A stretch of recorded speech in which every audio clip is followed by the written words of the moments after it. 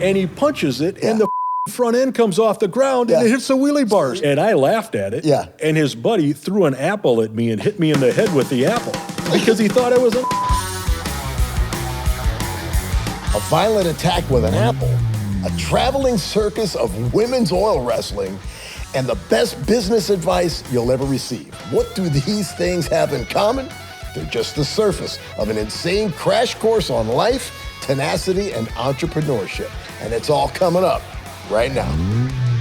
Welcome to Counts Culture, a late night podcast where cool doesn't punch a time clock. I'm Danny the Count Koker. This show is for anyone who lives for cars, bikes, rock and roll, great energy, maybe an occasional cocktail, and stories that stick with you long after the night's over. And even if you don't know me or Counts Customs or anything about what we do, that's cool too. Your home here doesn't matter what road you've been on or where you're headed next. From this moment on, you're part of the Counts Customs family. My promise is simple. Real conversations, incredible people, and stories about life, passion, struggle, success, and everything in between. Thank you for being here. Buckle up.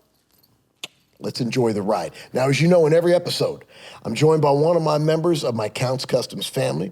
I'm going to regret saying this, but today I'm with the one guy at the shop who's legitimately probably more famous than me. Man, I hate that part. The horniest man in Las Vegas, and that's quite the accomplishment. My brother, Mr. Horny Mike. Thank you for having me. What's up, Holmes? I'm good, man. How you doing, man? I like that. I mean, I don't think that I would be more famous than you. I think I'm just being nice. I think maybe they would talk trash about me a little bit more, but I don't know if more famous. There's a difference. Yeah, man, absolutely, man. You know, I'm just being nice. What are you up to? Man.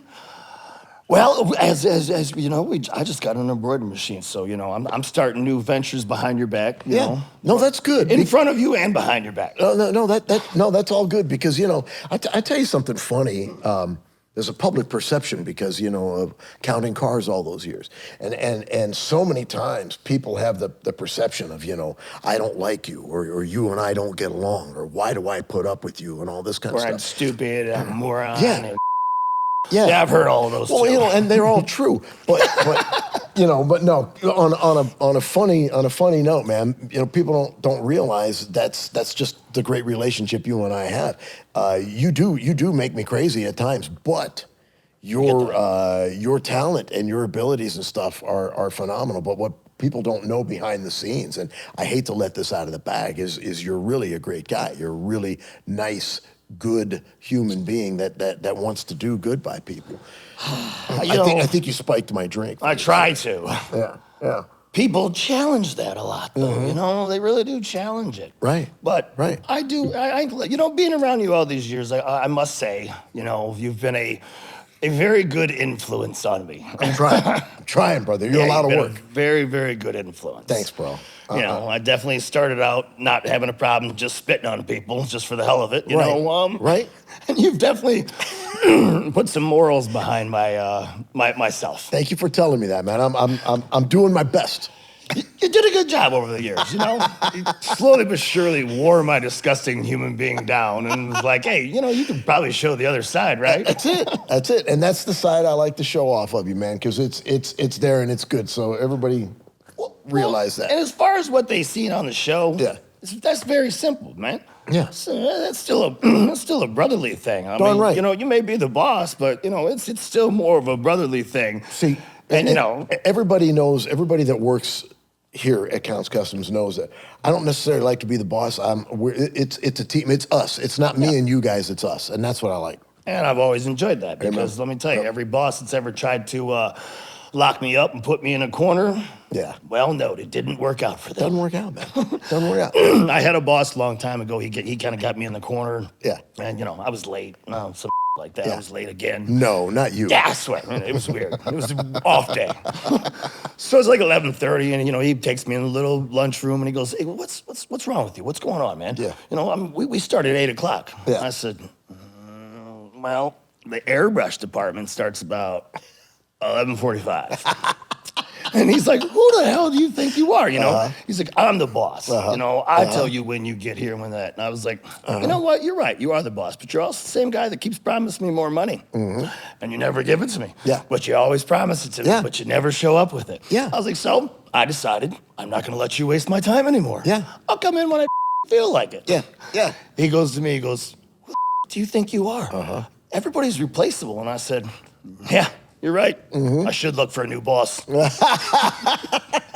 And he had nothing to say. Can you just go back to work? I was like, I will. But tomorrow I'm coming in at 12.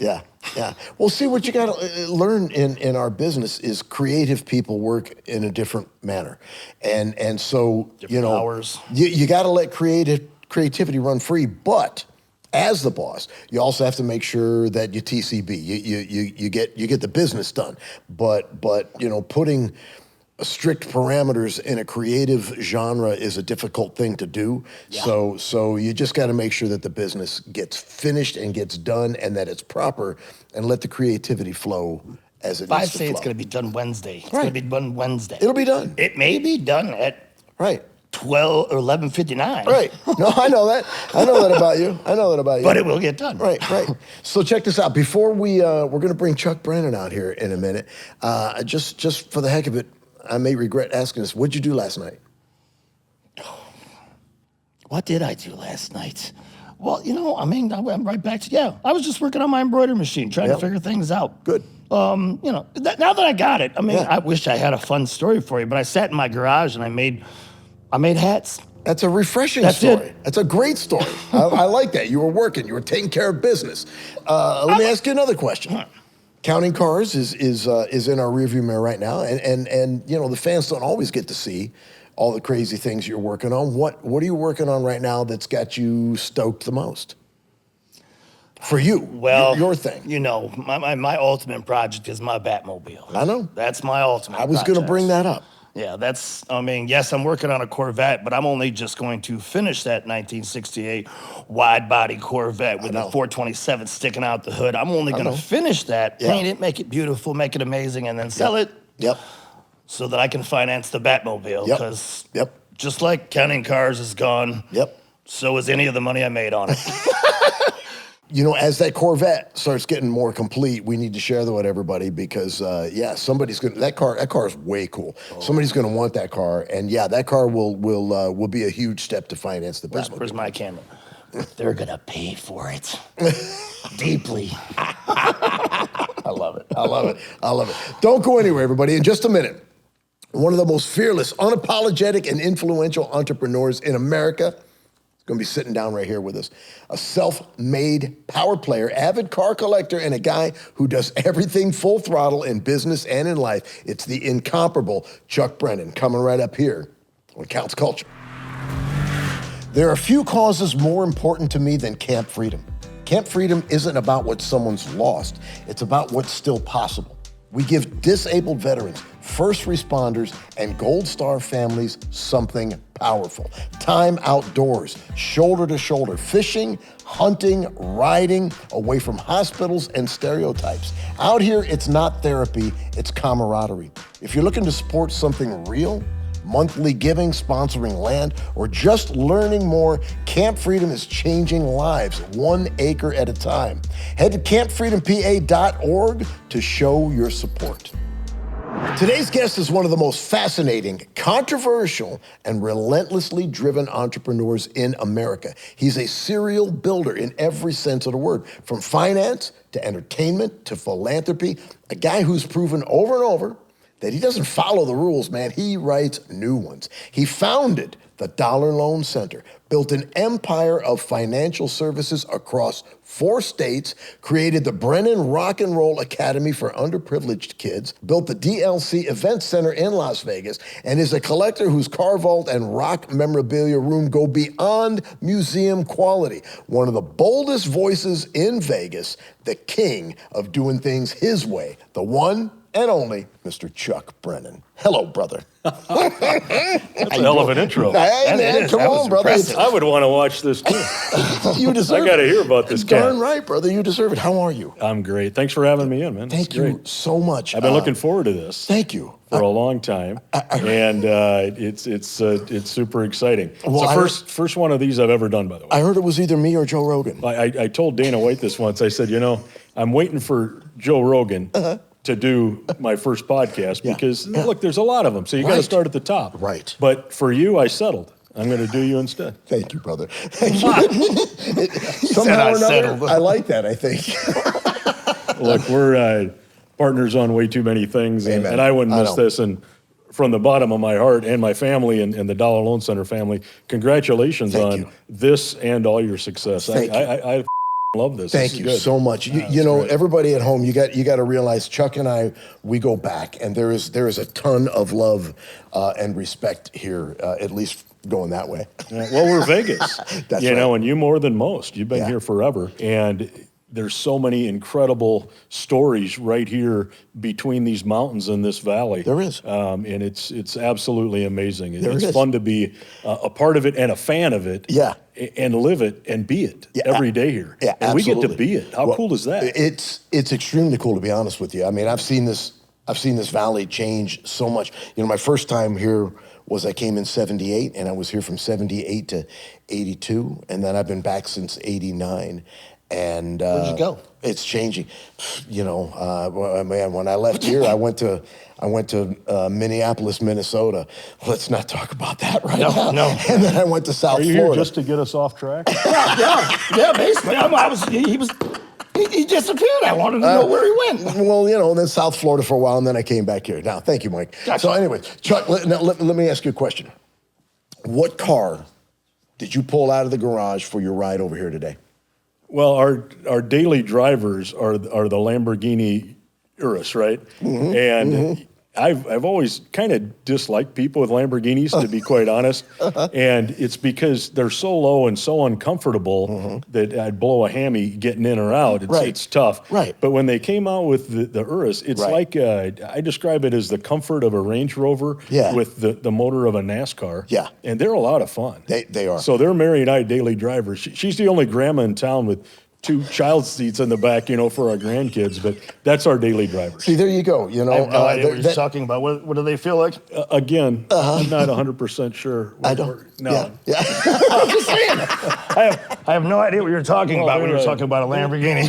They're the SUVs of Lamborghini. Yeah. Oh, gotcha. Yeah. They've been out since 2019. Yeah. And it's my favorite daily driver. Yeah, which is awesomely cool to have a friend that his daily driver is a Lamborghini. And dude, this new 2025 is a hybrid. It's also my first electric car. Really? So I kind of feel like maybe I'm doing something important. Is this the one that when we did the Janie's Fund in LA, you had this. Right, that was just got it. Yeah. Right. What an incredible ride. Yeah, by the it's way. different getting used to it. It's really cool though, because you get the punch off the line of the electric and then the backup of the 85,000 horsepower or whatever it has. It's a lot of fun. You do know we're a hot rod shop. Well, I'm just telling us about your electric cars. It's weird, I didn't have a choice. At this point, that's what they have. I guess. It comes in, you take it. I said, "Is it yellow and black?" They said, "Yeah." So I know we got some football going on today. We do. And I know you're going to get home in a little bit to check out some football. And I thank you for coming down and hanging out with us. So my question now is, who's your team and why are you such a big fan? I've been a Raiders fan since I'm 12. Love it. And I'm so optimistic to be disappointed every year. They're just terrible. And it's a bummer. I grew up in Sioux Falls, South Dakota. And in South Dakota, you're either a Packers fan or a Vikings fan. So my second favorite team is the Packers, has been forever. Got it. Been a lifelong Packer fan. So is my dad, my family, my son. Got it. So in the day, Lyle Alzado was a famous Raider. He was the epitome of that whole era. Yep. And he went to school in Yankton, South Dakota, not too far from where I grew up. Yeah. And watching him play at Met Stadium when they were still outdoors against Tarkington, in Minneapolis against the Vikings, and the sweat and the water and the frozen beard, they were real gladiators. Yeah. And it just Yeah. really caught my eye. Yeah. And that's the team I got to root for. These guys are animals, Yeah, right? absolutely. So I've been a fan for a long time. Obviously, they've been terrible since 6 minutes into the Super Bowl in 2002 Yep. when Gruden figured out the whole game plan. And, Yep. and Barrett Robbins was in Mexico. He thought the game was already over. He was so messed up on drugs, the center, Oh, who's yeah. kind of the key to all of it. All this stuff. And since then, it's been a mess. And I absolutely loved Al Davis. I thought Yes. him and Madden were the epitome of football. Agreed. I don't disagree. I don't agree with anything they're doing now. Yeah. Yeah. The Yeah. coolest thing is they came to. Losing. Yeah. Well, the coolest thing is they came to Vegas, right? Yeah. And they built this great stadium. It's amazing. They brought so much here. It was Yep. like a dream come true. It's really. I still can't believe it. Agreed. Haven't missed a game there. Yep. And really enjoy it as a fan. Yeah. But it's. I don't know if it's just too commercial, too Hollywood, too California. I don't know what it is. I can't put my finger on it. Yeah. But It's Mark not quite just isn't real doing yet. what Al did, and Yeah. it's just not about football. Yeah. Those are tough shoes to fill, Al Davis. Brother, Yeah. tough shoes to fill. Yeah. Old school football. Yeah, very old school. And when you Yeah. bring up guys like, Lyle Alzado and Tarkenton Otto and things these guys. Yeah, I mean, right. it's just wonderful. Those are like the pioneers of real deal stuff. You have an insane rock memorabilia collection. And I mean, I've seen parts of it, but what's the last piece that you bought or got that really made you feel like a kid again, took you back? Well, I'm, and this isn't to toot your own horn, but when we went through the whole vamped closing, Yeah. and those last state of concerts and things like that, Yeah. just prior to that, at your club at Vamped, Yeah. I had my birthday party, Right. as you remember. It was amazing. And, Now, you know, again, Mike, you got to hear this stuff, okay? Chuck just kind of rolls over things. He threw a birthday party at my rock club, okay, Yeah. before we shut it down. But who were the attendees? Who came to celebrate at Chuck Brennan's birthday party? no, nobody big, just some friends. Nobody big, just some friends. But, Okay. there's so much backstory to all that. this, so we probably should plug in a couple seconds. Okay. Because, All right. I'm kind of known for being in the lending business, but Yep. in the day I used to manage bands. When I was 21, I owned a big rock club in Minnesota, Mm-hmm. and I used to promote concerts all over the Midwest. So I've accumulated an incredible group of friends like yourself over the years, and this particular event, was actually on a Tuesday night. Yep. And why? Because it was my birthday, January 23rd. So, your band, of course, was nice enough to back them up, and we had just a couple incredible backup bands, and Yep. then all my lead singer buddies Yep. came in. My God, we had Kevin Kinney from Driving and Crying. Yep. We had Jizzy Pearl Yep. from Love Hate. Yep. We had Phil Lewis from LA Guns. Mike Reno from Loverboy. Well, the big one at the end, I mean, look, the Offspring came in and did a set at the end, Dexter and Noodles and Todd. It was incredible. Yep. Sounds cool. And was huge. who am I missing? I mean, I feel bad. Was Jesse James Dupree at that? Yeah, Jesse James Dupree was there at- from Jackal. Yep. You're missing me. I didn't get to. I was missing. Yeah, I didn't. He Right. wasn't there. Right. And oh my God, who were we missing? Tammy Down. Tammy. Oh, that's right. Tammy was there. Yeah. It was crazy. From Faster Pussycat. Yeah, Tammy. it was. Sebastian. Sebastian Bach was Stephen there. Piercy. Oh, Stephen from Piercy Rat. from Rat. I mean, these are all people that just came down to celebrate Chuck's birthday party. They did. I yeah. wouldn't- Well, I got I him wouldn't a know. I plane was at ticket in a home. room, but I didn't like giving any money. Right.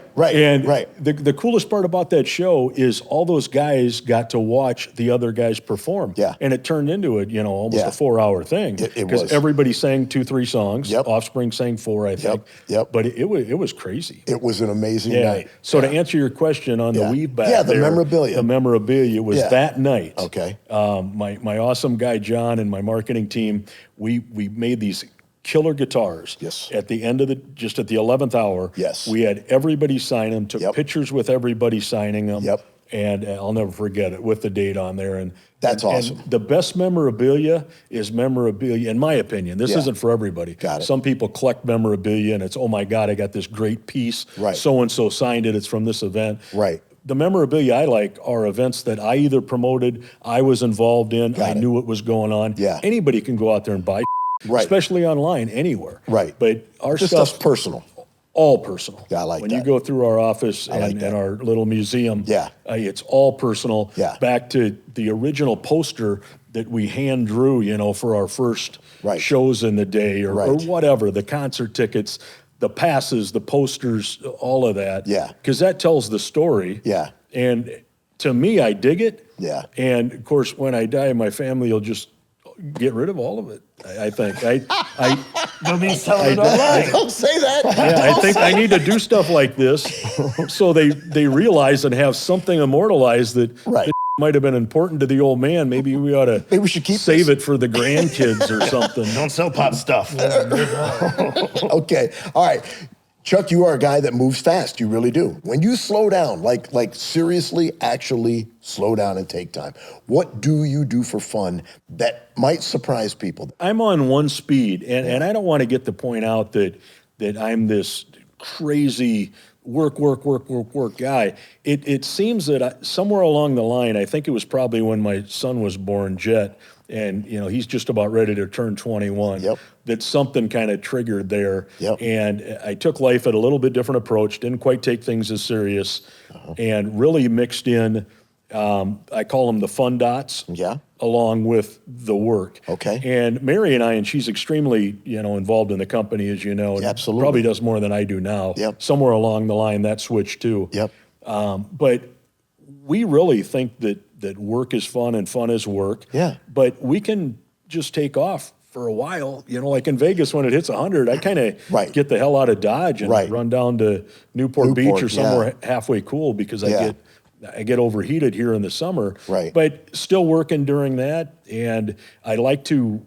The reason we love Vegas, both of us, is all the sporting events, all the concerts, all the things that are going on, the specialty parties that people would have no idea in a million years that are happening. Got it. That who do we run into when we're there? Each other and stuff. It's like, how are we so lucky to get to do these things? It is kind of a blessing when you run into the people that you network with all the time and you find each other at these events. And it's easier when you get an invite, though. Well, if you're invited to it, then you show up and then you meet those people. It's a lot easier that way.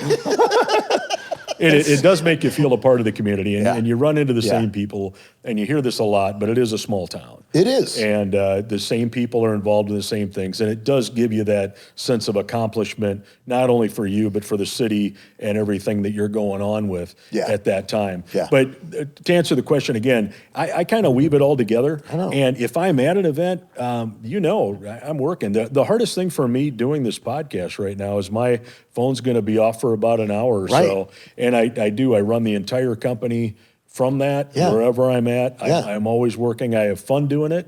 I think when you retire, you die. I really think I really am one of those believers of it. I don't have any retirement date in mind. My biggest business, my latest one, the one we talk about most, Dollar Loan Center, was my 8th business. We're going on 30 years of that, and it seems like I just started. Well, you're only 35, so I don't know how you're doing. Exactly. You're the guy that's working all the time. Mm-hmm. So I get that. You got a lot of different projects going all the time. You're not just working on one thing. What's the thing that's taking up the biggest chunk of your time right now? The newest Chuck Brennan Empire expansion that we need to know about. What are you doing? Well, with Dollar Loan Center, we have about 75 locations right now. Right. We're in Nevada. We're in Utah. That's a couple impressive. of years ago, we opened up 14 locations in Idaho. Right. But right now, that's a very easy answer. We're expanding to Wisconsin. And we're opening up 36 locations there. We opened up our first one October 1st. And we're opening a location every Monday. You're kidding me. No. That's massive. Yeah. I mean, you and I talk semi-regularly, and I never know where you are. And yes, your phone is never but inches away from you. But every time I talk to you now, you're here, you're there, you're all over the place. And when we expand to a new market, I need to be there. Right. Because one thing I still do is I pick out all the locations. I check out the traffic patterns, the egress, the signage. Is it going to be good for the customers? All of it. I've seen that about you, and that's something that I really respect and admire. You are not just the big cheese over here who's doing things by remote control. You're very hands-on. I've actually been in offices with you, and on the way out, you're like, would you help me straighten this table? Yeah, that's true. You know what I'm saying? It is. Because I'm too weak to move it. I need some help. No, I do two big things. I'm really hands-on when we set up the locations. I want them perfect because I know when we get the whole region set up, it goes on autopilot. We have a great team of people from facilities to finance to the loan processors and all that. They're going to take care of it when I go. Yep. But when I'm there, I'm fully engaged. Yep. Like this summer, I rented a house in Wisconsin. Yep. Near Green Bay for 6 months. I'll be out there April 1 to October 1, 90% of the time to make sure we wrap up these 36 locations in 18 months. They're up, running, and rolling. So the next time I need to see those folks is when I host the holiday party. Well, that's so funny because you were just triggering it in my mind when you're talking about your team. Your team is amazing. You really collect amazing people. Yeah, that's a good word to collect. It's the truth, and people really make the difference.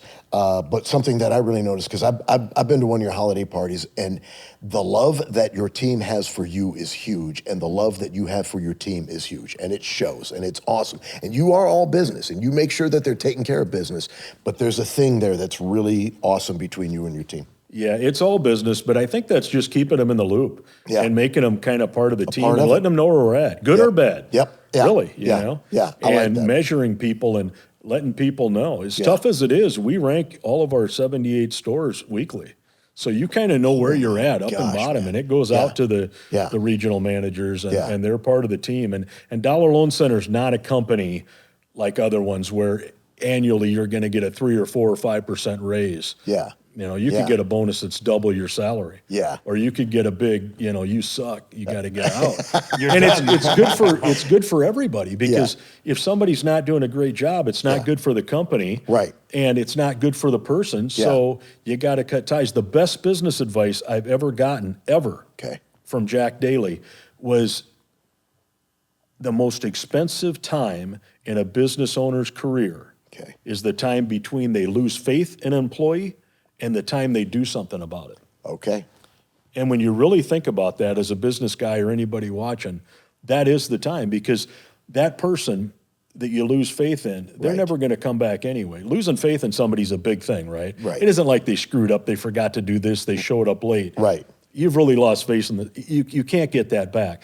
So they are going to pollute your organization until they go.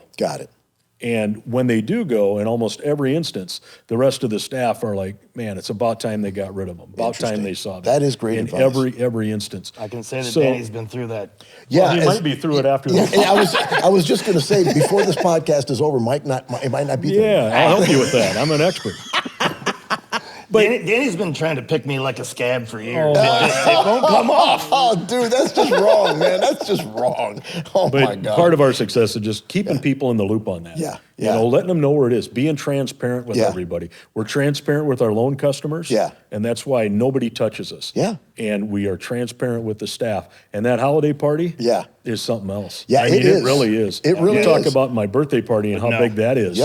The holiday party is over the top. We close every location in the country. We fly everybody to Vegas. It's a dress-up event, gowns, black ties, all that. Employees only, no spouses. So you are running into people that you're talking to on the phone, emailing with. You do this store. This store's doing great. I've heard about you. It is gold. It was a ball. It was a ball. I had a blast, and your people are amazing. And you thought my contact info? Just in case, this guy. I'm going to get one of these parties I keep hearing about. They're great. We go all in on this holiday party. It's really my thing. We give away at least $250,000 in cash and prizes. New cars. We do live promotions. Danny. We go through all this. And you've been there. You've seen it live. Don't look at me for this. I was there, bro. I mean, there were times, because he does drawings with his employees, things like he's literally giving away cards. Had a briefcase full of cash given away. Literally. Let's do that next year. Well, I like it. You can't really bring I'm it losing back. faith. Faith might have been lost by this point. Might have been. We started with the holiday party to promote longevity with the company. And to win, your only qualification is you've been there a year.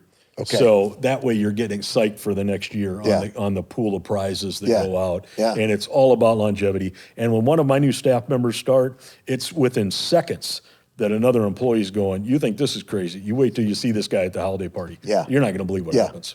It's definitely something to see. Chuck, I got a question.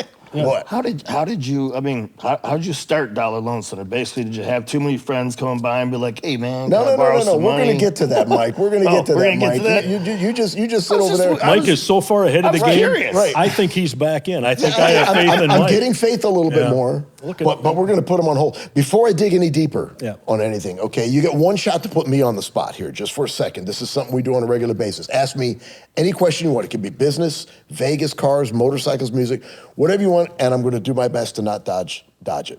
Okay. I'm going to do my best. All right, right now? Yes, sir. This is the question right now. Anything? This Yeah. pops into my head Oh, immediately. Lord. Oh, you actually scare me, Chuck. Well- Chuck, so go ahead.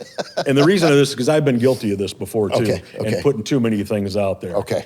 But why haven't you really looked at in your life Okay. focusing a little bit more on a little bit less? And I think that's something that should always be top of mind to the count. That is because you put your you put it out there in a lot of different That's the best businesses question that you're asked. having out there. Yes, sir. And less is more that I've found out somewhere along the line. Yep. You're a smart guy. You're a faithful guy. You do have focus that a lot of people don't have. And I think one thing that I could give you as a gift is to possibly make something somewhere along the line a little more simple. Less is more at a certain point. That is probably the deepest, heaviest question that I did not expect to get asked on this, and shockingly enough, I have a bit of an answer for you. Oh, and since you asked that question, it makes me realize that I'm trying to fix that in my life right now. A distraction is why. I ran in 14 different directions on purpose at one time in my life because I needed a distraction, and that was all over the loss of my father, who was my best friend on the planet. And when the good Lord called him home, I really needed to distract myself, and I found myself running in 14 different directions. That is a really deep question and a really deep answer, and I can't believe that I'm just talking about this. But now that I find myself several years down the road, I am starting to streamline, so to speak, and focus on the things that need to be more focused on. Yeah. Wow, do I owe you for that one? Well, it's undercomplicated and oversimplified. Right. I've had over 20 businesses, probably closer to 30. Yeah. Dollar Loan Center's my biggest. Yeah. Every time I start a new one and go off in a different direction, Yeah. Dollar Loan Center dips. Yeah. you Yeah. know? Yeah. And that's paying the bills for everything. Yo, you're For all right. my crazy stuff, You're right. The family and team says that I'm the arsonist and they're all the fire department. And you have that same disease a little bit. We do. We And carry that. sometimes, Yep. you're a great television personality. You're great at doing stuff like this. The public needs to engage with you. Yeah. A lot of the other distractions, maybe not so much. Need to go away. You're right. You're right. Are you guys talking about me? We are. No, we're going to get on that. You guys don't go anywhere. We're going to take a break here, and we'll be right back with more of my brother Chuck Brennan. Steven Tyler started Janie's Fund for a simple but powerful reason: to help girls heal and move forward after trauma. I've been honored to support and work with Janie's Fund over the years. This is about giving young women access to counseling, education, stability, and the confidence to reclaim their future. Janie's Fund is built on compassion, community, and real impact, because every girl deserves the chance to stand strong. Learn more or get involved at janiesfund.org and help change a life today. Chuck, let's go back to the beginning. You did not come from privilege. I know this. You built everything from the ground up. What do you remember about your early years in South Dakota that shaped who you became? Well, that's some good history there. Yeah, I grew up 28 years in South Dakota. My dad was military, Navy, 21 years in the Navy. Amen. God Got out of bless the him for his Navy service. and worked for the government another 21 years as Amen. a pipe fitter journeyman at the VA hospital in Sioux Falls, South Dakota. Mom was a homemaker, only child. Like a lot of folks that I know, they kind of get creative, Yeah. right? So Yeah. maybe it had something to do with that. My dad wasn't an entrepreneur. We didn't have a lot of money at all. I didn't know that growing up. I kind of thought everything was normal, but we Yep. were definitely lower middle class, Sioux Falls, South Dakota. Yeah. And lower upbringing, to say the least. Humble. The first the business I did, I started in 6th grade buying and selling lunch tickets. It was really that simple. On lunch ticket day, the kids would get them, and I'd give them $5 for 20 lunch tickets and sell those 20 for $10 as 100% markup. And and when you did talk the same thing, but I stole them out of the teacher's desk. well, that too. It's a little different. After a while, then I would go down to Prairie Market, which was kind of like a Sam's Club back in the day, right? And you buy a big old box of Snickers bars and peanut M&Ms, and if you came to me at school with your $1 that your parents sent you, you could get a lunch ticket and a candy bar, and it was always about 100% markup on it. And as simple as that, when you talk to so many entrepreneurs, they'll all tell you that it was always something just really simple. But that was literally my first business starting out. So I've always had something there. How old were you? Well, I was 6th grade, so I don't know, 12 or whatever. Yeah, something. Something like that. 14, 18, I don't know. I sold candy bars in high school too. Bought them for 50 cents, sold them for $1. I was unaware why everybody was so lazy to go get them themselves. Well, there you go. So I made money every day. I actually got busted one time in school for selling candy bars. They thought I was selling drugs. I was like, I was selling drugs for $1 a piece. I mean, I don't know what type, but it was weird. I like hearing it though, because maybe I'll own a dollar loan center. Maybe you will. Right. Well, there was a long way between those two, and my biggest customer at that time were the teachers, right? Because that's they all ate hilarious. too, and they had to go through the lunch line, and they all wanted a candy bar. And did they know you were working the hustle? And they Yeah, were cool and with it? my dad went up to the school and did a little welding job on my locker and put a separate little lock on it because I got robbed a couple of times there. But it was all these little things early on. But I think your question was where it started. Yeah. It definitely started there. Okay. I was a hustler. I didn't want to be poor. Yeah. I didn't want to be like everybody else I saw all the time. Right. I didn't want to. I would be fascinated with the family discussions when they're talking about 5 cents an hour or 10 cents an hour or this benefit or whatever, things that seem so unrealistic when you look at the real world. And how are you going to get anywhere in life if you're looking to make an extra 25 cents an hour and waiting to retire? And my parents thought I was pretty nuts because it's like, now you're going to be self-employed. How's that going to work? But you're not going to have any benefits. You're not going to have this. But you knew this at such a young age, though. So, I mean, where did that come from? I really, I don't know. I wish I did. I wish I had advice to give people on it. And I coach a lot of young entrepreneurs on a lot of great ideas and mistakes not to make and try to help them. But there's really something innate about being an entrepreneur. It's either in you or it isn't. It's kind of we just have a 4 natural kids, thing. and they're as different as you can be. Really? And So it's got to just be in your absolutely. DNA. It is what it is. Yeah. So what in the world then, okay, you basically grew up with this entrepreneurial mind, not even knowing how that happens. Where in the world, where does the idea of Dollar Loan Center come from? How in the world did that happen? That was way later. That's so far into the game. Yeah. That's 1996. Yeah. After I moved to Las Vegas, after I just got through filing bankruptcy on business number 7. All these businesses haven't been great. Some of them have, been traumatic. Yeah. And well, I do have to bring up a personal favorite business that you were involved in, and that would be the wrestling. Wrestling, we'll get to that maybe. Maybe we will, maybe we won't. So, the chronological order of this, I had some businesses throughout high school. Yeah. I made it through one semester of college, couldn't handle it. I just thought the professors were talking a completely different language. I'm in economics classes, and at the time I thought I was just so far advanced on what they were talking about, and they're talking about unrealistic things, and I needed to get back to my business. I started managing bands when I was 18, and I was too young to even get in the bars that I was promoting them at. It was just crazy. How did that happen? You start managing bands at 18? Riff Raff out of Minneapolis, St. Cloud when I was 18 years old. Okay. And I for a while there until I turned 19 when the drinking age changed, I couldn't get into the bars that they were being booked at. But Hilarious.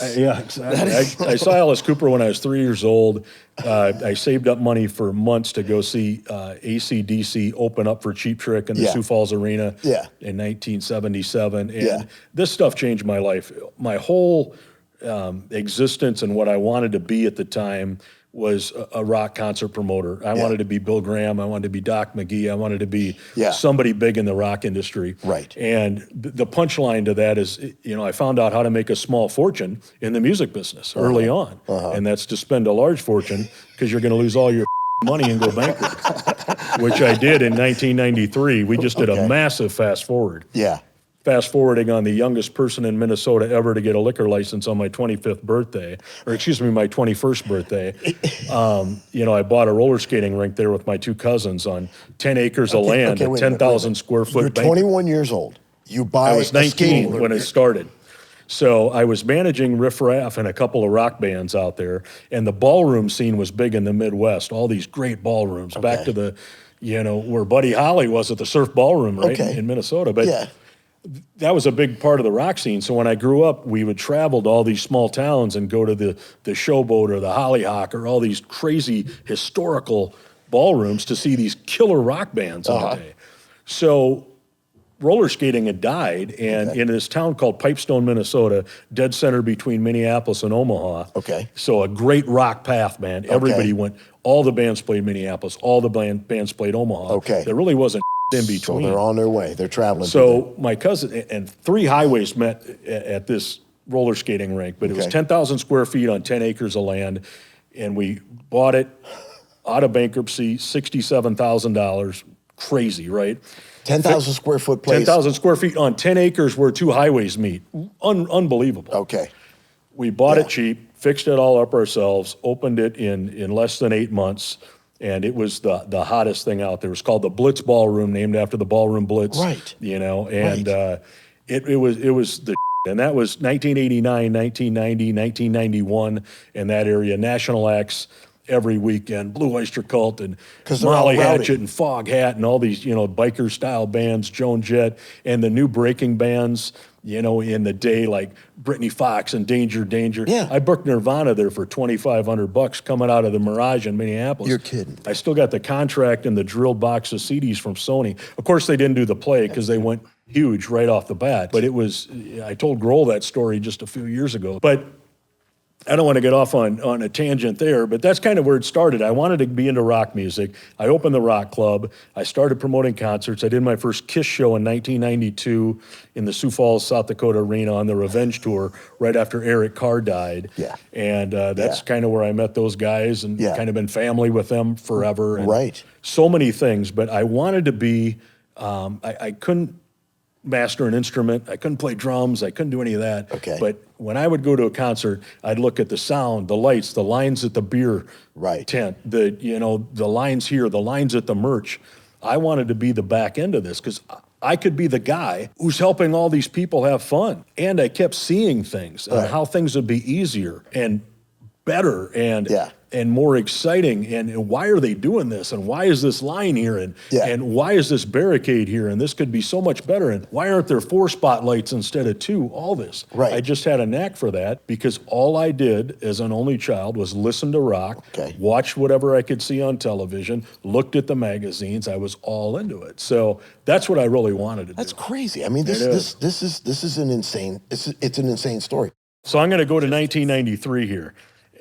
In 1992, I had more money than I knew what to do with, right? Outdoor concerts were killing it. It was beautiful out. And we were literally, at the end of the night, me and my buddy Todd, we were stuffing garbage bags in my mom's K car in the trunk, pushing down on it, and all these wet bills and stuff from these outdoor concerts. I did an April wine show on the nicest day of the year, and April wine was a thing in the Midwest, absolutely. Right? 4,000 people come out of the woodworks, insane. Everyone. So I parlay that, my betting style, right, in 1993 and go all in on outdoor concerts, Sturgis style stuff, all the biker stuff. The Birds, Foghat, Hatchet, Steppenwolf, all these things, all based around the rally. And my biggest festival that year in September of 93, it opened at 3 o'clock on a Friday, right? And it was a 3-day festival with about 15 bands, vendors. We had the beer, we had the food, we had the parking, we had the camping, we had it all. It was a 4-wall thing.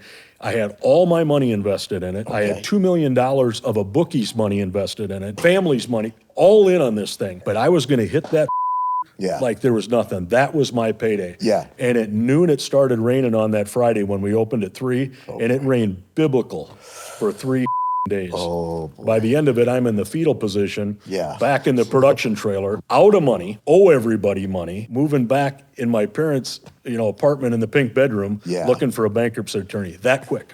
Wow. Okay. That's rags to riches to rags, brother. Right back down at the bottom. In the music industry. And if you ask anybody, you ask Doc McGee, you ask any concert promoter, anybody, Yeah. they will tell you the exact same story. Music is up, down, highs, lows, and that was it. I Yeah. was never going back into that again. I wanted to do that as a hobby. So that was Yeah. the biggest switch in my life, that I'm going to clean this mess up. I'm going to get back on track. I'm the only person I've ever met that has paid everybody back who I filed bankruptcy on. But the business you were talking about, California WOW, W-O-W, women's oil wrestling, a guy owed me Nice. some money. And I'm fast tracking this. This is hilarious. I'm in. This is hilarious. This is a funny story. So this guy, And I'm owes going to you- fast track this big time because Yeah. this is a 2-hour podcast in itself. As a matter of fact, when I was on Howard Stern once, Harvey Weinstein, of all people, heard this and summoned me to his office in L.A. and said, I'm making a movie about you in a book. that's He's got hilarious. Judith Reagan on the phone. It was Yeah. nuts Yeah. because Yeah. of this story. Yeah. I'm not going to tell you the whole story. Okay. We're, All right. we're leaving these, but right. I'm going to tell you the punchline. All right. Punchline is, I was a promoter. Got it. There's this women's oil wrestling show out of California. Right. When they would come to my region, I would book some of their shows. Right. Well, the guy who had it, he Yeah. wasn't a good guy. Yeah. Didn't pay his bills, didn't show up, whatever. Yeah. He owed me a bunch of money. Got it. I needed something to do because Yeah. the concert industry had, Yeah. and I figured, well, this guy owes me money. I got good paper on it. I'm going to repossess the oil wrestling show. And to God, this happened. When you repossess an oil wrestling, what do you get? Well, we drove from Sioux Falls to Chicago where they were performing. Okay. And we took the sound, the lights, the ring. We already owned the name and everything because the paperwork said if I don't get paid, Okay. it's mine. Okay. So we just repossessed the oil wrestling show. So on Friday, I didn't own an oil wrestling show. On Saturday, I did. Brought it back to Sioux Falls, South Dakota. My mom was a professional seamstress. My dad was a professional welder. Okay. And my friends were all handy, Okay. like you, with some of Okay. the stuff. So we built the ring back up and the costumes and all this, and we revamped it in 30 days. We were on the road 90 days, and pretty soon for 2 years, I'm out doing oil wrestling. That's hilarious. Yeah, me and Sean, and Yeah, Sean that's how I McKee. moved to Vegas, Sean Yep, McKee, and yep. so it was me, I was the DJ, Sean was the MC, Yeah. and a guy by the name of Soda, he was the referee. Okay. We would load the show in, right? We'd go to 5-6 cities a week, Okay. literally. 5 or 6 cities The in a tour week. bus, the trailer, the girls, and us 3 crew in there. many girls? 6. You had to, 6 in the show. Wow, you had to travel with three It was greasy it was girls a everywhere circus. you It went. was a circus. That's hilarious. This is all 94, 95. We go to the city, we load the show in, and not nudie bars or anything. There was no nudity in the show, but Right. you're going to Billy Bob's and like that Right. around, right? Right. The big clubs. Yeah. So we'd go and we'd load the show in, we'd produce the show, have the show, load the show out, get in the bus, go to the next show. It was killing me, brother. Gosh, yeah, But- that's crazy. Cash business, popular business at the time. That was a thing back then, right after Stripes and all that. Yeah. We were on all the talk shows, Sally Jesse Raphael and Phil Donahue, and I mean, it was a big thing. So we're traveling all over the country doing this women's oil wrestling. Okay. And it bounces me back. But at the time, there was Yeah. a club out here in Vegas, and we were based out of Sioux Falls, and every time we would go on tour, it never failed that we'd start in Cleveland or something. You have to drive from Sioux Falls, South Dakota, all the way to Cleveland to start. Right, Then right. we'd be on the road 3 months. Yeah. Oh, my. 5-6 nights a week, 3 months. And then we'd be 3 months off. And How old are you during this time? well, Ish. I'd be early 20s. Okay. 24, All 25. right. Well, at least you got the energy for it. So the 3 months off, Yeah. we would book the shows, Yeah. right? Yeah. And because of all my concert promoting connections, we were tight with Budweiser. Okay. So they would help us plug into these things. It was shooting fish in a barrel. It was Okay. easy, right, to get the Okay. bookings. So we'd book it for 3 months, recharge, get the girls ready, get the show ready, get the promotion ready, send out the posters, the radio ads, the television. Then we'd hit the road. We wouldn't come back for 3 months. Okay. So this guy out here loved the show. Okay. And he says, look, on the 3 months that you're off, bring it to Vegas. We'll run it 7 nights a week at our club, because as a college promotion at 2 in the morning. like a residency. You get to hang out here. Love it. In Vegas, we'll call it the Vegas hot oil treatment, so it doesn't infringe on your California wow. Okay. And you be out here, and how are Sean and I going to pass this up? Right. We're in Sioux Falls, South Dakota. We can go to Vegas. So literally, in a week, I called him. I said, "This is what we're going to do." Yeah. Soda and Sean. Yeah. We're going to pack up in our Farner Bakken oil wrestling truck. That's an old coffee company in the Midwest. I bought this big 26-foot box truck. Packed up the ring, the sound, the lights, everything we had, the luggage. Drove to Vegas in 1996. I had just broke even. I had no money. Borrowed another $5,000 from the bookie, $5,000 from my parents, because I was back to even, coming out here to start business number 8. Oh my! When I got here, the guy, and I might be a little off on the year or whatever, but I think it was April, May of 1996. We get out here, we get a house in Green Valley, we rent the house, we get settled, we go to talk to him. He got caught banging one of his waitresses. Wife takes the place. He's out. She wants nothing to do with the show. Best thing that's ever happened to me. Because this leads me to concert promotion. This oil wrestling. This how gets did this back to your story of DLC? what happened. So and now, you brought up the oil wrestling. Yep. Now you're We're there. in Vegas. The truck, the sound, the lights, everything's in a storage unit in Henderson. Yeah.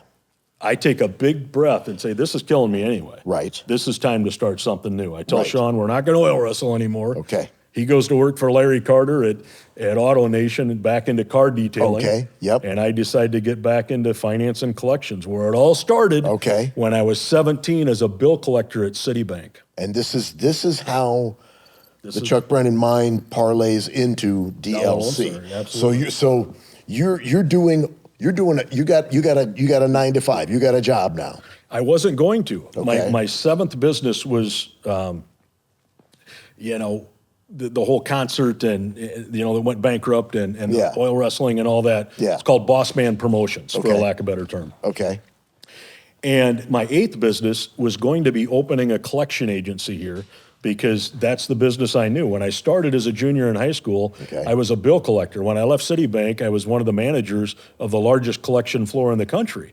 So I had that skill set. Then I went into music and rock. I'm going to jump back into this because we're in Vegas. It's exciting. It's the early 90s. It's transient. People are coming and going. Great spot to be in collections, right? Apartment complexes, vets, doctor bills, cable company, whatever. Bill collecting. Got it. I went to get my collection agency license, and they said, oh, by the way, you have to be a general manager at a licensed collection agency for 18 months prior to getting your license. Talk about a locked up good old boy system. Who has ever heard of something like that? So I got to go apply as an employee. I just got through, running all these concerts, owning this big club, owning the largest women's oil wrestling show, and I'm going in to apply as a bill collector. Incognito, right? Right. So I go to this collection agency. It had been open for 25 years in North Las Vegas. I take the job, and they promote me right away to general manager. The guy couldn't even believe my resume. He's like, you worked at Citibank? What's this? We're in North Las Vegas. You're more qualified than you're he overqualified. We're putting you in charge. And at the time, my hair made yours look short, down to my and, I'm a concert guy. So nothing really added up. So I go in, I start working at this collection agency, and the best part about this story that will take a tiny little detour is a gal started working there just 3 weeks or 3 months, just right before I did, and that's my wife, Mary. I love it. So she came to Vegas in 92. She says she had to wait a while for me to get here, but she was one of the leading medical collection experts in the country, so she started working there. I come in, I'm her boss, and the boss of the whole place. She didn't like me at all, of course, because there was a riff with that, a new boss coming in and such. But that's where Dollar Loan Center was born. So instead of getting into the collection world, this collection agency happened to collect for about 50 of these payday loan and check cashing companies. And I really didn't even know they existed, being from Sioux Falls. And I'm looking at this bad debt that they're turning in and what they're doing and start kind of studying it. And I was a bit of a computer hack at the time and wrote my own credit scoring system, kind of like Experian or, Equifax or TransUnion. but based on Because a you lot, have a lot of college education schooling in this. tons. Yeah, done. Exactly. I love that. All real world. I love that. Yep, All real. absolutely. Yeah, okay. So I wrote my own credit scoring system based off 27 different things. Yeah. You know, married, single, full-time, part-time, own your home, rent your home, own your car, rent your car, how many other loans you've had out, all kinds of stuff like that. Okay. And I think it would work, right? Okay. I'm thinking this is going to work. Okay. And I needed to test it. I needed to beta test it. Okay. Because I'm taking this off ramp out of collections and thinking about going into lending. Okay. But there's no licenses available. It's a wild west at that time in 1997. So I start lending money based on this system to Las Vegas taxi drivers at $500 a pop out of my pocket. It's a ballsy move. That is It is. ballsy. It is. It is. Based on this formula. Okay. And based on my collection knowledge only if I can collect it or not. Okay. I didn't care what the situation was. I wanted to make sure I got my money back. Got it. So I wanted to test if it worked. I was doing the contracts on WordPerfect for you old people out there. Mm-hmm. I was doing the books on Lotus 1, 2, 3. I'm a one-man band. I got one employee, Okay. $10 an hour that I brought out from Sioux Falls to kind of Okay. man the phones and stuff. Okay. And I started lending money to taxi drivers. Where are you doing this? Sahara and Burnham, right down the road from here. From Not Valley you High could School. throw a rock right. from here to there. Yeah, I know where you're at. 400 square foot office at a collection agency I was managing at the time. Okay. I talked the owner into giving me this little closet that faced Sahara. So you're kind of doing a spin-off thing from your. I don't know if it's going to work, Okay, Danny. okay. I got to keep my day gig. Right. And I'm doing well at it. I Right. mean, we blew this business Right. up. So We that were guy's killing cool it. with you doing this. Cool with because me. you're I was a rocking the day godsend gig. to him. He's happy. Absolutely. So he's cool killing it. letting you do this little spin-off over here. On the side, he's going to let me lend a little money. He was nervous about it. Still Okay. says to that to this day. I wish Yeah. I'd have never let you do that. But Okay. so I opened up this closet facing Sahara. Right. And when taxi drivers would come in, I'd give them a stack of flyers, tell them to bring them back to the cab stand, Okay. pass them out. Okay. If you send somebody in to get a loan, I'll give you a week's free interest. It was really that rudimentary. Oh, my All it was a beta test. Right. But I Right. needed the money to lend out. Right. And if you remember, I was flat at the time. Right. I was broke. I come back and I'm Right. flat. Okay. I go back to the same bookie that I borrowed all that money from on the concert. I meet him at the Toucan Lounge at the Stardust before they blew that up. Right. We sit in there. I tell him this story Yeah. that I'm going to lend out money Yeah. to people I don't know, Yeah. the most transient people in the country, Las Vegas taxi drivers, and hope that they pay me back. He laughed his I was going to say, he's got to think you're nuts. took Yeah. another pull of his Coors Light. This was at lunch. Went up to his room. Yeah. Came back down, sat at the table, put $100,000 on the table, Yeah. and said, "Brennan, I'll never see this again." But that Yeah. was the best story I've ever heard. Unbelievable. Now, this guy obviously had a level of comfort with you because although you went in deep with him prior, you made up for that. Well, we had stayed friends throughout the whole thing. Right. And you know, look, Right. today, how much has he made off me? What, 20 million? You Right. know, whatever, just Right. for meeting me. Right. That is a ballsy move. But it is. That It is is. like a big wow. And our original deal way back when was, you know, he was going to give me the money. I was going to loan it out. We'll see if it works. Right. And I started beta testing it. I'm going to tell you something. Within 90 days, Okay. 3 months after Okay. me starting to lend money to taxi drivers, Yeah. you know the Sahara Burnham area. It's Yeah. full of apartments Right. all the Yeah. way around. I know right where you're at. Yep. Everybody would come out of the apartments, stand in front of that little $1 loan center. They thought it was a cab stand because so many taxis were coming That's back hilarious. and forth. Oh my gosh, that's hilarious. You had so many guys coming there. And so this is now working for you. This is in now 3 months. in Just 3 months. started with the cabbies. Why was it just the cabbies you concentrated on? It was just to beta test it to Oh, gotcha, see, gotcha. look, if they're going to pay me back and this is going to work, it'll work on anybody. Yeah. Yeah. And it was just testing with them. Yeah. Yeah, that's how simple it started. And that was business number 8, Dollar Loan Center. And So you didn't have a Started bunch that of up. money. You borrowed money to I loan borrowed out. money to lend out at that time. Yeah, and then it just all snowballed from there and went from one location to 2 and all over the place and grown since then dramatically. And then we did open our collection agency finally in 2001. It's called Clark County Collection Service. Still around, been around Yeah. 25 years. Yeah. And one of the largest collection agencies in the region. Mary still runs that. Tell them stop calling me. Tell her to stop calling me. We're going to tell them to call you more. Another segment, Chuck, that we do on the podcast here. It's the perfect blend of cars and celebrity. Leads us to some of the best stories. We call it Carstruck. Now, I want to dive in with this. Are you ready? You ready? We're going to do this together. I'll try. All right. I'm a quick study. Give me a moment when you were truly starstruck. Someone famous walked into your life and you really felt yourself just lose it right there. You got one? Absolutely, and I know it kind of ties back into what we're talking about right now. Sioux Falls, South Dakota Arena, another concert. So many of my things date back to concerts. Okay. Bon Jovi's there, opening up for 38 Special. That's huge. Slippery When Wet hits #1. Yeah. I'm sitting there. I look next to me. Doc McGee is standing there with this big trophy and album. Yeah. And he'll tell you this story too. He remembers Sioux Falls, South Dakota on this. Yeah. They happened to be playing that night when Slippery went #1. Okay. He gets up on How old were stage. you? God, I don't even know. I really don't. Yeah. I gotta get better I was in at high that. school when that song came out. Yeah. So, he goes right up on stage, right in the middle of a song. Yeah. And everybody stops and he presents them with that. And they're opening for 38 Special just a few months later. Yeah. But he's discovered Bon Jovi. Right. Scorpions, Bon Jovi, Motley Crue. I mean, That's Doc monster. is everybody. Yeah. He's Yeah. legit. Yeah. And nobody knew who he was. Yeah. I'm there with all my friends Yeah. and all these rock fans. And And it Doc's hits you. this short, kind of portly dude. Yeah. And he looked a little like the porn guy. Oh my God! Why am I losing? Oh, you the guy who passed out in the green room at Vamps one night. Hang on, Ron Jeremy. Ron Jeremy. Absolutely. He looked a little like Ron Jeremy in the 70s looking Yeah, shit. absolutely. And nobody knew he was, but hands down, the most starstruck to that time I ever was. Now, since then, it has been story after story after story. yeah. So I can't really start on that. Right. Look, I flew to Europe with Kiss on tour with them, and Yeah. after we played Yeah. in London.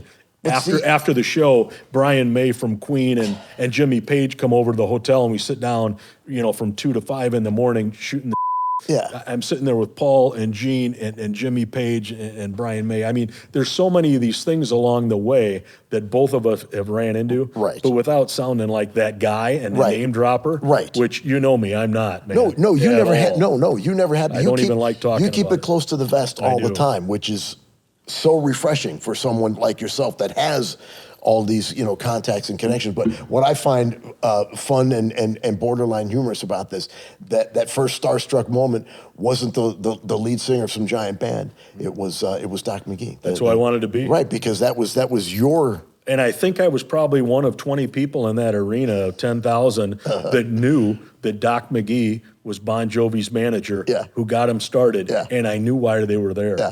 And That's I cool. knew where this was going. That's cool. That's a great answer. All right. What's the first time that you were ever car struck? A speed machine, something that, really made you weak in the knees as far as a car is concerned. When I was young, my friend Keldon, he lived next to this big, monstrous man. His name was John Traub. Okay. And in high school, he was the scariest we've ever seen. He was just a monster. His mom was a monster. His dad was a monster. This guy was huge. Yeah. It was legend that, there used to be this loop in town that people would drive around. It's called the Loop. Okay. And on Friday and Saturday nights, you drove around the Loop, right? Okay. Because you didn't know what else to do, and Okay. that's what you're doing. Right. Cruising. Right. I used to So- do that. cruising. Yeah. Right. As a Some kid all the guy time. cut him off. He gets out of the car. He goes up and he tore the car door off the car and threw it. I mean, this is the legend of John Traub. He's a couple down. My friend Gelney calls me and says, "You got to come over and see Traub's new car." Okay. And I went over there, and it was probably like a Camaro or a Chevelle or something like that. I don't even know 100%. It was bright, candy apple red and the coolest thing ever.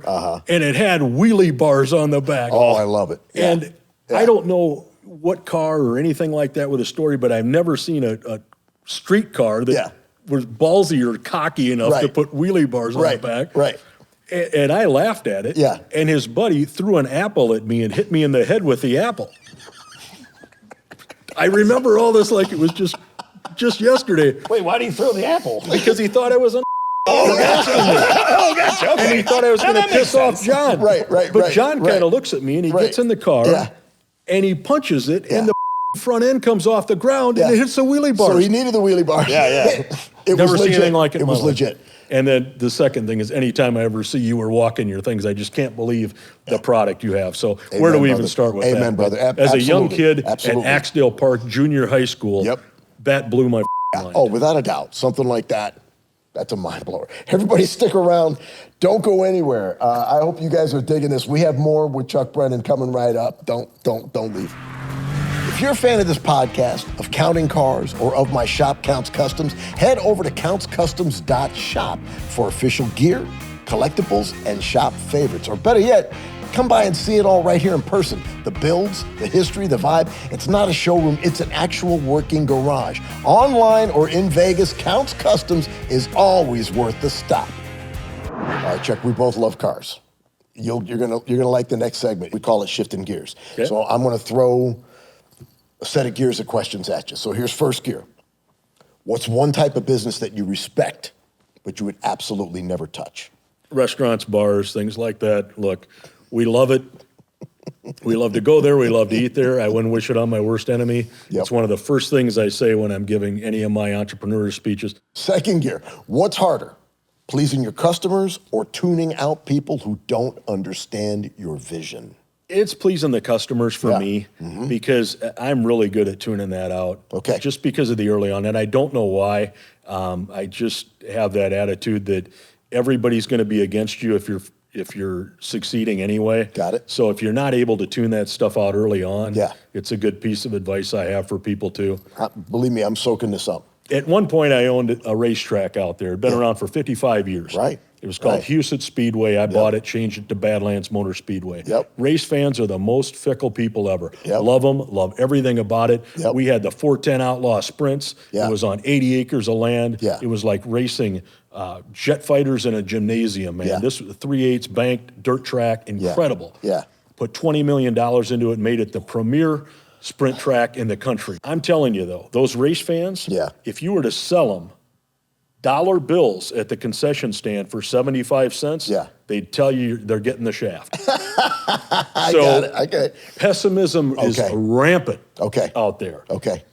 So it's convincing the customers and making them happy. The haters, them. Yeah. Yeah. Whatever. Yeah. You know, we Yeah, deal tune with it them out. all the time. Tune them Believe out. me, I came up with a silly idea to put stick-on horns on helmets, and everybody came at me and was like, "You're stupid. That's dumb." So we're more. Well, they might be onto something.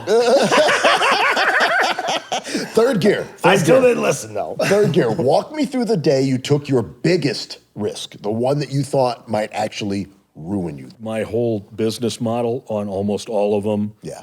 have been a risk. Yeah. It would be But you knew it? You knew going in that this was like, this could be the one that kills me? very, very dangerous. And the first concert, real concert I promoted, I was still in high school. Yeah. And I had to go up against city council to get a beer garden in. Okay. Because I didn't have a beer license. I wasn't Right. old enough. Right. Had to hire the bands, had to do all this stuff. Right. I pretty much knew if I didn't have 480 people show up at that show, Yeah. that I'd never have any more money. Right up until the minute when you're waiting for it to cross that number, and then you start counting the $10. Okay, I'm up $180, but man, it's relationships too. 100%. It's asking, Yep. Mary out on the first date, and how's this going to work? And, Yep. and all that. Where's that going to go? Okay. So it bounces between relationship and business. Okay. Yeah. You definitely are the guy that rolls the dice a lot. Yeah, we gamble a lot. I get it. I'd say, listening to your story though, Oh, big time. that borrowing $100,000 to loan out. Yeah. I'd say that was the ballsiest thing I have. That's. I would. Most top of the people would line. agree that, Yeah. but he didn't kill me after I lost $2 million of his Right, money on the that- concert. What's exactly. he going to do for 100 that he's got up Right. there? Right. I guess that's the way to look at it. Well, that's a weird way to look at it. It's a strange way to look at it. Fourth gear. You've used your success, this is really cool, to help out a lot of people. You really have. I know that. Kids at the academy, events in the community, what is the most meaningful impact that you've ever felt from helping out? Well, you nailed it with the Brennan Rock and Roll Academy, and that wasn't my idea. That came from, I call him my second dad, Yeah. Alice Cooper. I saw Alice when I was 3 years old. I met him later in Vegas at a Paul McCartney concert in the front Yeah. row. Yeah. we hit it off. He was telling me about this solid rock foundation he was going to be starting in Phoenix, Scottsdale. Yep. I loved it. I helped him raise a lot of money, millions, Yeah. I'm sure, by the end of the time. Yeah. We became very close, Yeah. and we Yeah. are family. Yes. And what he did down there is nothing shy of amazing. Yeah. And I asked him and Cheryl, Yeah. can I do this? Yeah. Not the solid rock, but I want to call it the Brennan Rock and Roll Academy. Right. I just built this building in Sioux Falls, South Dakota, Right. that I spent over $1 million on to put a PF Chang's in. Yeah. And it was 7,000 square feet. And at the time, the economy had crashed, and PF Chang's decided not to open in 173 tertiary markets. Okay. So I'm sitting on this brand new, beautiful building Okay. right in the center of my hometown, Okay. 6 blocks from where I grew up in Sioux Falls. Okay. And I brought it to Alice and Cheryl. I said, look, I want to open up the Brennan Rock and Roll Academy. I need your help. Yeah. I don't need any money. Yeah. But I need your help. Yeah. I swear, these guys got on a plane. They came out. They put the first shovel in the ground for the transformation of it with me and the mayor. They came out there. He performed there. He got involved with the kids. It was so special. Yeah. Yeah. And it made it all worthwhile. Yeah. But fast forward to that, we opened it up. It was like a school of rock Okay. that my son Jet went to and just loved it. We had the people who developed Paisley Park Yeah. help me do the inside. Love We it. had 1.5 foot thick walls, 9 different rehearsal rooms, a concert room. Yep. There was a replica of the Whiskey A Go-Go that held 300 people up and man. down. Love it. It was just unbelievable. Yeah. So the inner city kids, because I grew up in inner city, Yeah. it was free, first of all. I had Right. 45 volunteers. Right. You couldn't pay to go there. Right. We gave 1,000 free music lessons a month. The kids would come in, learn an instrument, form a band, and then we would let them open for our big concerts or our other stuff. It was crazy. That's huge. Slash came and played with the kids. Kiss, Alice, Motley, Yeah. Rat. Yeah. All my friends came out. Every Yeah. time they were on tour in Minneapolis or Omaha, they come to the academy Yeah. and put these shows on. Yeah. So I'd invite the rich people in town Right. to pay $1,000, $2,000, $5,000 a ticket Yep. because only 300 people were going to be at the shows. Right. And you're that's- seeing these shows. Right. Yeah. Sebastian, everybody. It Yeah. was insane. Yeah. Gene, Paul, Kiss played there. Yeah. We had a Kiss wing. Yeah. But that was the most fun I had. So these kids, Boys and Girls Club, YMCA, Yeah. all these kids, Right. they would come in after school, get a juice box, get a little sandwich. Yeah. They had a workplace they could do their homework. Yeah. They'd wait for their instructor to come out. Yeah. Because of the design of this, you could have a little girl practicing vocals and keyboards next to a boy doing drums, and you couldn't hear a thing. Oh, cool. It was just the Yeah. coolest ever. Yeah. God bless But you for hands doing down, that. it's the best charity thing I ever did. And to put my name on it Yeah, was, that's a was beautiful over thing. the top. That is an absolute beautiful thing. I have to agree with you about Alice and Cheryl. That's some of the most beautiful people I've ever met. Blessed to be able to meet in my entire life. They are Well, amazing. look it up. I mean, Yeah, that Solid Rock yeah, Foundation's yeah, still going. Yeah. It's awesome. It Yeah. does miracles. Yeah. And the cognitive brain function when music is in your life Yep. or dance or whatever. Yep. And I set it up too for people like me Yeah. who couldn't master an instrument. Yeah. So you could learn how to do the sound, the lights, the recording. Yeah. It was, Alice put a studio in there for me. We called it I think it was a Welcome to My Nightmare studio. Love and it. Yeah. so the kids could produce their own stuff. It was sick. Thanks for giving back, like, Yeah, man. God bless you. That's a beautiful thing. Fifth gear. What scares you more? Slowing down or being so busy that you lose touch with people and the passions that got you there? Just slowing down. Yeah. The other really is, that's not even a. Yeah, a because you're tough not one the for me. type to disconnect and lose No. those connections. And I don't have, I don't stress out at all. Yeah. There's something about me, no high blood pressure ever. don't know how Nothing you do it. bothers me. I don't know how I you can do get a it. full night's sleep after anything. I don't know how you do that. I think I do. I think it's because I lost and gambled so much early on Yeah. that I'm not afraid of losing it all. It doesn't If scare I you lost anymore. it all on the way out, Yeah. I'm still going to get it all back in 18 months. Bro, that's huge. Okay, overdrive. Let's go to in. overdrive.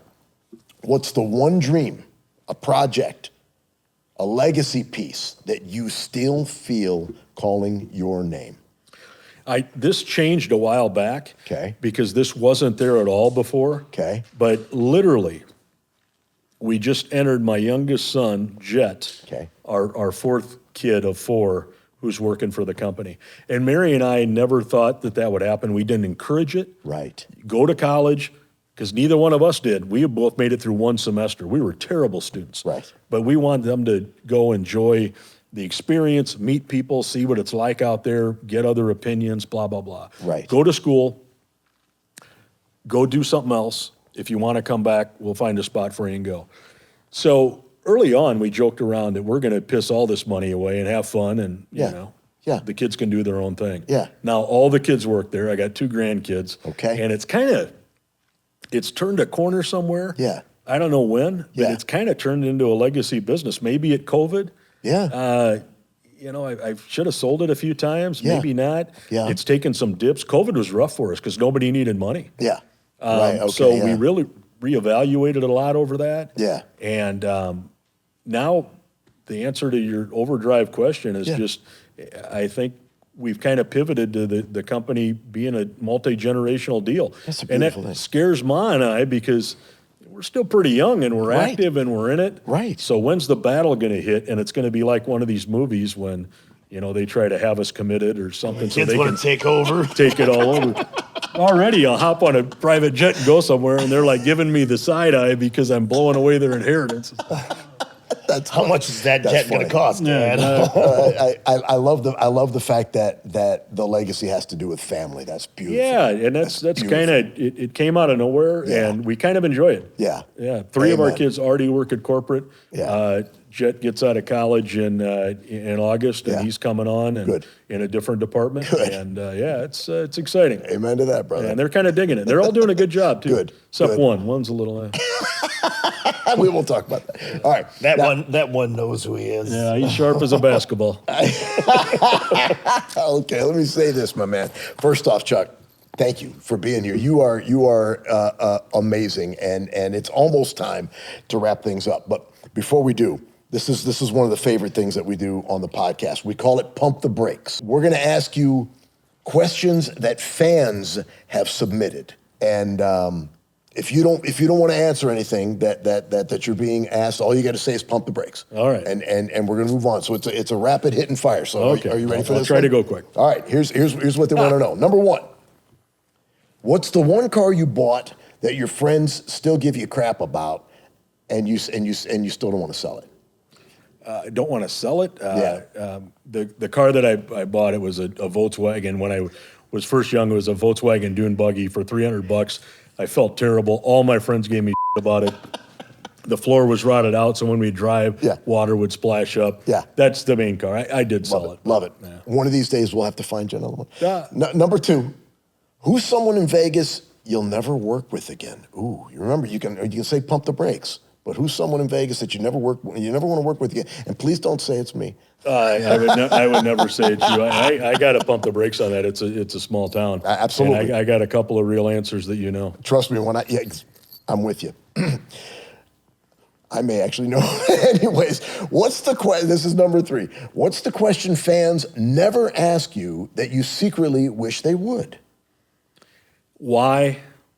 Really? Yeah. Okay. They just think that a lot of people where we're at, because Dollar Loan Center is so big and so famous, and we touch so many lives, and we're 1 degree of separation. Yeah. They've either worked with us, been involved with a charity, they borrowed money from us, they know somebody who's borrowed money from us, all these things. A lot of times they just think it's this massive monopoly or big corporation. It's really just Mary and I who started lending this money out of our pocket, still own the whole thing. Yep. We are a family business, Yeah. so the why thing would help out a little bit. That's beautiful. Yeah. That's a great answer. Yeah, we don't just do it to make money, Yeah. and people would think you do. I guess we're wrapped up, man. There's no other questions? No, man. I don't have to pump the brakes No, anymore? you ain't got to pump That was a the tough you only- one you on only who I pump the won't do brakes on the business one. with. Yeah. You only pump the one. Thanks, man. Thanks for doing Absolutely. this. This is really incredible. I love the fact that you shared your story with us. And there's so much more. I mean, we got other things to talk about all the time.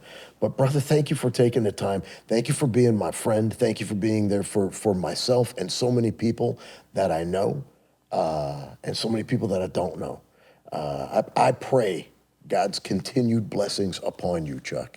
I really do. Love you and your family. Thank you. Well, thanks, and Yeah, man. I hope this helps out a little bit. I really had never have done Amen. any podcast before. Thanks for I didn't doing want to this. do it. It's all evidence, right? Yeah. You got to be careful. Yeah, it's all evidence. It's all right? evidence. Thank you, I brother. don't want to say anything. Thanks for doing Mary's this, at home praying right now. I hope he doesn't say anything bad. He doesn't let anything slip. I hope you all had a blast with us here on Counts Culture with my brother Chuck Brennan.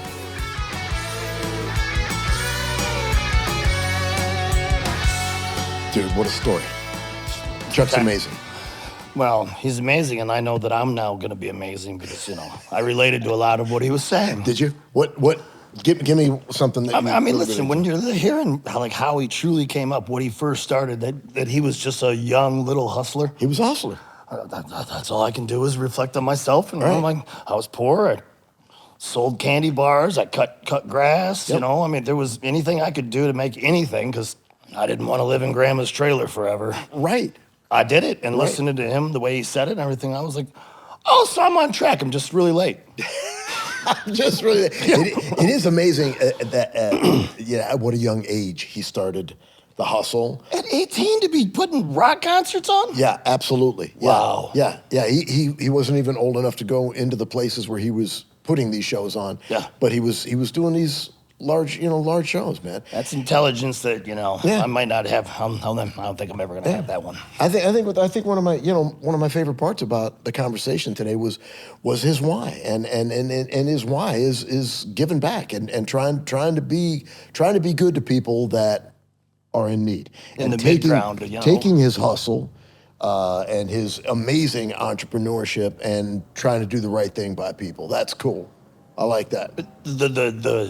But the starting, like the startup of Dollar, I thought it was completely different. I thought it was completely backwards. I just thought he had a buttload of money, and he was like, you know what? Yeah. Let's start loaning it to people. We can make some money, this and that. Yeah. To borrow $100,000 to give away to people that are From a bookie. maybe not so nice. Right. I'm gonna borrow $100,000 from a bookie, and I'm gonna try to loan it and make money loaning it and get everybody paid back. Really? Yeah, And it worked. I think, if I would have told somebody that, like if I came to you and I was like, Danny, Yeah.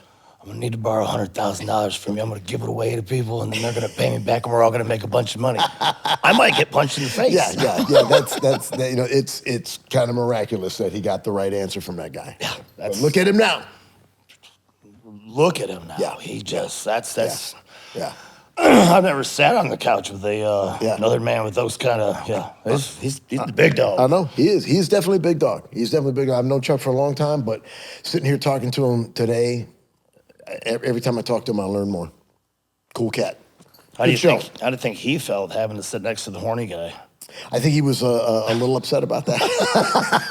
Just saying. It was good.